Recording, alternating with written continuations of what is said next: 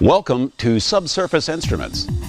This video tutorial will guide you step by step through the proper operating procedure of the All Materials Locator.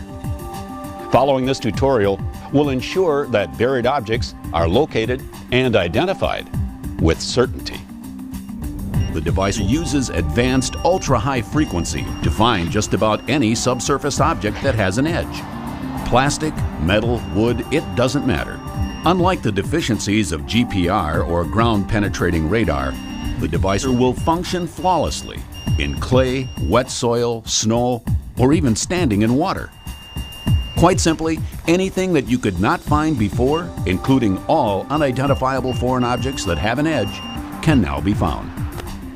Locating the edge of an object is key to how the device will perform and key to identifying the shape and size of the object.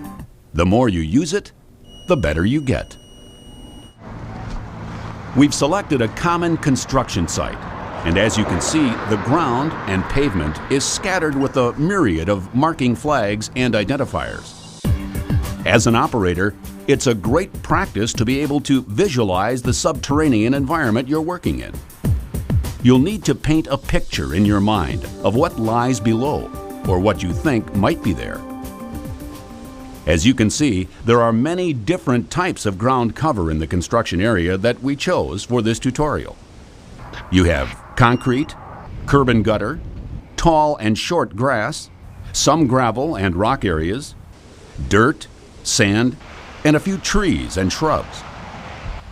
However, each type of ground cover presents its own obstacles.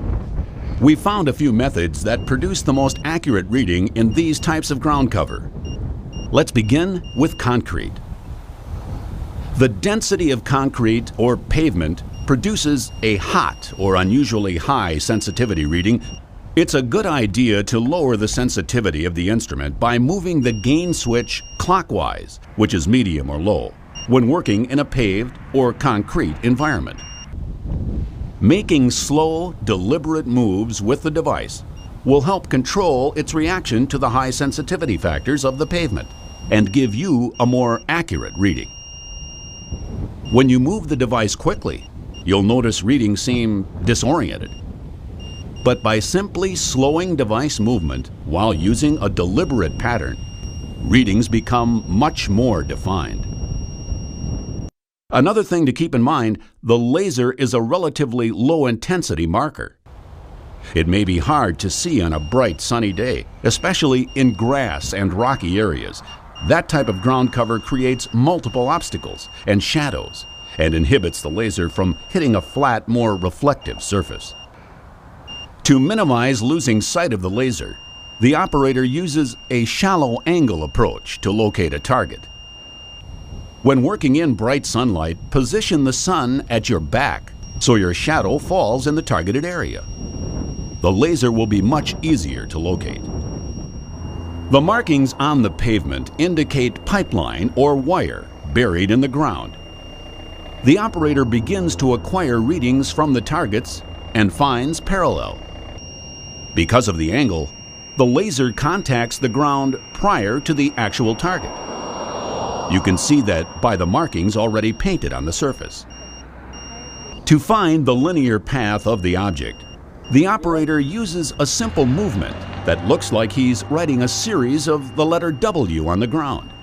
To find the actual surface location, the operator must now move to a 90-degree vertical position above the target. Reacquire the object. Find parallel. And mark the spot where the laser contacts the ground. You can see by the markings the readings are exactly in line with the previously identified locations. Keep in mind that all RF-type pipe and cable locators in use today have an error factor of up to 5% off the center of a target. Depending on the depth of the target line, the device will detect the edges and/or center of a cable or pipeline. Therefore, the marks made previously might be directly in line with the laser, or simply a few inches off when using the device in a vertical detecting position. After a target has been acquired, the operator will need to find the run direction of the object, the pipeline, cable, or an unidentified source. The scan and step method is used to verify run direction. The scan and step method will help confirm that a located target runs in a reasonable and sensible manner through the ground. Begin your scan and make sure you have a target acquired with both the left and right LED indicators on. You should also hear an audible alarm when parallel is found. Then step to the right or left of the laser marker on the ground. Parallel along the angle of the front side of the device and scan again. Repeat this process several times to confirm exact run direction of the target. Ask yourself, do the readings make sense from a practical point of view? Are they reasonable from a geometric perspective? Are the readings in line with what you thought was possibly there? All of these criteria help validate the target, and it's the responsibility of the operator to quantify the validity of each and every reading. That said, the All Materials Locator is a highly sophisticated locating tool that functions in a myriad of environments. However, it's the operator's responsibility to determine the accuracy of the readings. The device is only as good as the skill of the operator.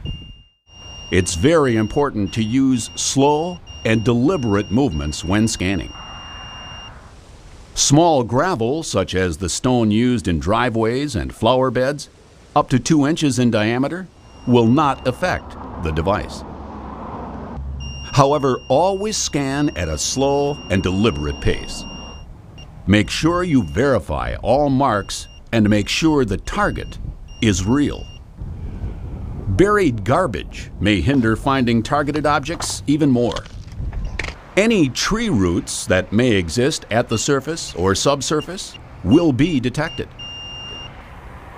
It's important to use marks liberally and then scan and step to determine if the target is real.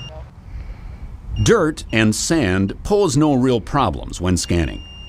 However, using the device will detect wooden drains and other common elements. So be aware of what may lie underground. To find angles and turns, the operator uses the scan and step method until the readings stop.